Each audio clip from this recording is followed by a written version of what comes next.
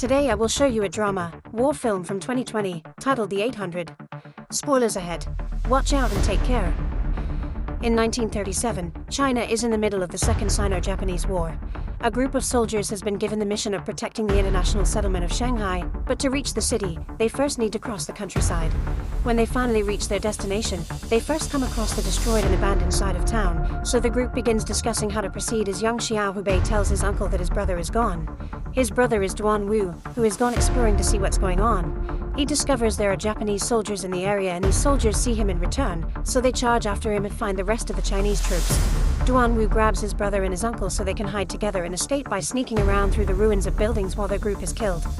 When night falls, they reach the nicer still inhabited part of Shanghai, only to find the NRA shooting fellow Chinese soldiers for being deserters. Afraid of being labeled deserters as well, they look for another group to join in order to cross safely, and eventually they find a machine gun company they can join. These soldiers are deserters as well, but at least they are being taken to a Shanghai warehouse where they're needed instead of executed. This is the Sihang Warehouse, the last standing stronghold between Shanghai and the Japanese army. Commander Zhu Shengzhong isn't happy to have deserters working with him and wants to kill them, but Lieutenant Colonel Xie Jinyuan tells him they're going to need all the help they can get, so he sends the new arrivals to work outside on the fortifications. Duan Wu takes the chance to talk to the colonel and clarify he and his family aren't deserters, just part of the troops sent by the Wangbi headquarters that got left behind, but Jinyuan sends them to work anyway. While the group is working outside, one of the soldiers sounds the alarm, but it's nothing to worry about. It isn't the Japanese that are coming, just a group of Chinese refugees heading for the international Shanghai settlement. Duan Wu's uncle sneaks out of the warehouse to join them and try to enter the safety of the settlement, but at the gates, he isn't allowed to enter because he is wearing an army uniform and soldiers are not authorized to be there. Back in the warehouse, the soldiers enjoy the beautiful singing from a woman in a building across the river while Hubei befriends the only other boy his age in the group called Xiao Kuai Yue. On the roof of the warehouse, Kuai Yue shows Hubei the stark difference between the worlds at the front and the back of the building. Meanwhile, a group of soldiers finds a hole in the wall hidden behind a bunch of boxes. When they go through it, they are surprised to find a stable with a white horse still in it. As soon as they open the stall door though, the horse gets spooked and runs out, but thankfully Kuai Yue whistles at the horse and calms it down before it gets shot. The next day, worry takes over the civilians in the streets when they suddenly hear explosions and notice the Japanese have taken over yet another building, waving their flags as a sign of victory. Thinking the warehouse is low in defense, next the Japanese try to take over it as well, but it is all a trap. The Chinese army has been hiding to ambush them and manages to quickly defeat them, thanks to the element of surprise. Duan Wu's group is still seen as deserters though, so they are not allowed to fight. They wait in a locked room and are only let out when the battle is over. One of them tries to run away, but he's immediately shot for trying to desert again. Duan Wu joins the soldiers in clearing and looting the bodies, although he doesn't dare to kill any enemy that is still alive like the others do. However, there still are Japanese troops outside the warehouse, and they retaliate by throwing gas bombs through the windows. All soldiers run to find cover, grabbing towels to pee on them and cover their faces to protect themselves from the gas. Fear and worry make it impossible for Duan Wu to relieve himself, but thankfully another officer lends him his mask. The gas begins to leak out of the building and reaches the settlement, causing civilians to panic and push each other in the streets while trying to enter any building, which proves difficult because owners are locking the doors.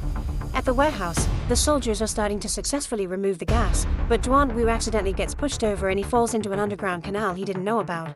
He decides to explore around a little, and that's how he discovers there's an entrance that can easily be used to sneak in and out of the warehouse.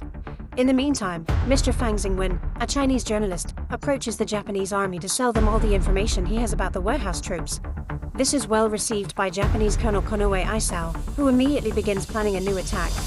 Back in the warehouse, the soldiers have opened the doors to take out all the bodies, which allows the horse to escape and run through the streets. The civilians see it and follow the animal's escape, taking it as a good sign. This provides a good distraction from the cruelty happening at the building the Japanese took over. They have captured Chinese soldiers and are now displaying their bodies on poles as they demand the warehouse troops to surrender. Duan Wu is devastated to find out one of those bodies is his uncle, but he doesn't have time to grieve because his group is gathered to kill the few Japanese prisoners they have as an answer to the taunting. The deserters don't want to do this, thinking it is going too far, but Commander Shengzhong shoots one of them and threatens to do the same to the others if they don't follow orders. The soldiers begin shooting the prisoners, yet even under threat, Duan Wu can't bring himself to do it.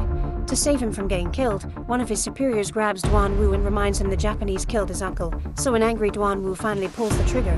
Later, when night falls, Kuai Yue shares a special snack with Hubei while Duan Wu tries to convince his superiors to let him and his brother go because they are just farmers that weren't made for this. Since his request is rejected, Duan Wu decides to return to the underground canal to see if he can escape. 2 other deserters find him and join him, but on their way out, they find Japanese troops sneaking in through the same tunnel. The trio hides underwater against the wall and waits for the Japanese to pass by, but they hold their breath for so long that they lose one of their friends. Duan Wu and his remaining friend rush toward the exit and are seen by civilians, so they pretend they aren't escaping and instead warn everyone about the Japanese army attacking. The police turn their lights at the warehouse while the civilians raise an alarm, and such warning is a godsend. The Chinese army wakes up and immediately raises their defenses, earning them a victory with only a few losses. Outside, the civilians praise Duan Wu and his companion for being heroes, even inspiring 3 young schoolboys to join the troops. But when they go back inside, they are still scolded by Colonel Jin Yuan, who suspects what they were actually trying to do when getting into the tunnels. As punishment, they are sent out to fix their defenses. The next day, civilians once again begin panicking when they notice bigger Japanese troops are approaching. Mr. Fang takes advantage of his intel to take bets on the results of the incoming battle from foreigners, although he doesn't gamble himself. A few hours later, the Japanese finally come close enough to attack, and the warehouse troops are soon so overwhelmed that the deserters, including the brothers and the schoolboys, are given weapons in order to fight. The battle is brutal and both sides are losing men at an alarming rate, so Hubei is doing his best to sneak around and survive. However, when he peeks out a window and notices the white horse running by, he can't help telling Kuai Yue about it. This causes Kuai Yue to try to look at the horse too, but as soon as his head sticks out, he gets shot by the enemy. While the Chinese army is smaller in numbers, they know their strategy well and make use of various plans to defend their city. They make holes in the wall to shoot out grenades, use mirrors to follow the enemy's movements, and when they have no other choice, the soldiers strap explosives to their bodies and charge toward the Japanese to blow up a good amount of their troops. Civilians across the river are moved by these sacrifices and decide to help, so they send a group of volunteers hiding under a Nazi flag to deliver supplies. A Japanese sniper kills a few of them, making them lose the phone line, so another civilian man sacrifices himself to run across the bridge and roll the wire over as he is shot down. Now the warehouse can communicate with the city, and when they are asked how many soldiers are left, Colonel Jin Yuan decides he wants to give people hope, so he responds 800 instead of the real 452. One of the civilians that came over under the flag is Mr. Fang, who begins filming and taking pictures of the soldiers. Duan Wu's friend steals Mr. Fang's coat to try to escape because he is scared and wants to see his wife, but Duan Wu stops him, almost shooting him too and only deciding not to do so when he sees him ask for mercy. Meanwhile, Hubei is grieving the loss of Kuai Yue, so Commander Sheng Zhong offers him a drink. Hubei ends up grabbing the whole bottle while he watches the city lights. There is a donation collection happening in the streets and every civilian is eager to collaborate after seeing the sacrifices in battle. Not to risk another incident like the bridge, this time they slingshot the supplies, reaching the soldiers through the windows of the warehouse. The casino owner surprises everyone by donating a flag, and a young girl crosses the river by swimming to take the flag to the troops. Duan Wu sees her and tosses a rope through the window to help her get inside, which causes a hidden sniper to shoot at him, but at least the bullet only grazes the neck and now Hubei thinks of him as a hero. Afterward, Colonel Jin Yuan informs his troops that the Generalissimo wants them to defend the warehouse for 2 more days to gain worldwide attention. However, this could possibly mean they shouldn't raise the donated flag because it would taunt the enemy, provoking them to fight harder while they lack the men to counterattack. A huge argument begins among the soldiers and while the answers are mixed, the majority votes for one conclusion: they shall raise the flag anyway. The next morning, the deserters are tasked to raise the flag on the roof of the warehouse, which earns them the cheer of the civilians. The Japanese army wastes no time in attacking, and their fighter planes concentrate on specifically targeting the flag. While the Chinese troops are losing many men by the second, they still hold onto the flag to keep it up, so the Japanese turn to attack the civilians too. Because there are foreigners there, they receive a message saying this may be seen as an act of war by the other nations.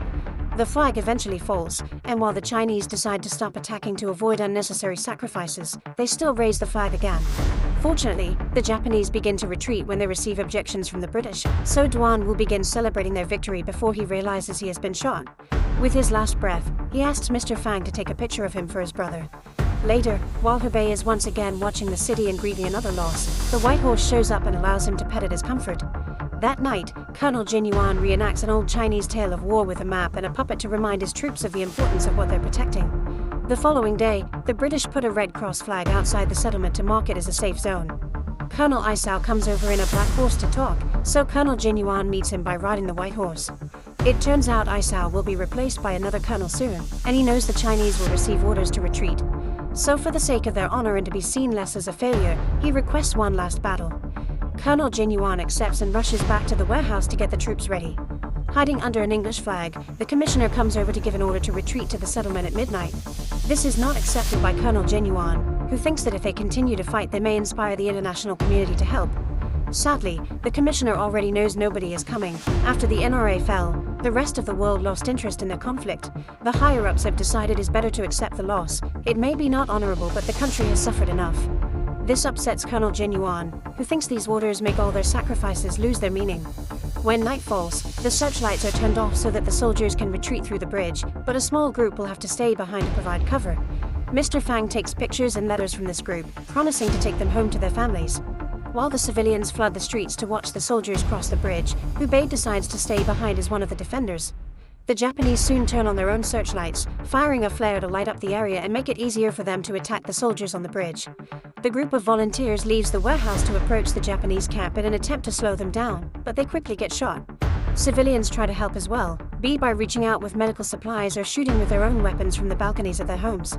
Little by little, most of the Chinese troops are killed, including Colonel Jin Yuan, so only a handful of men make it to the settlement, where the civilians are reaching out to them through the gates.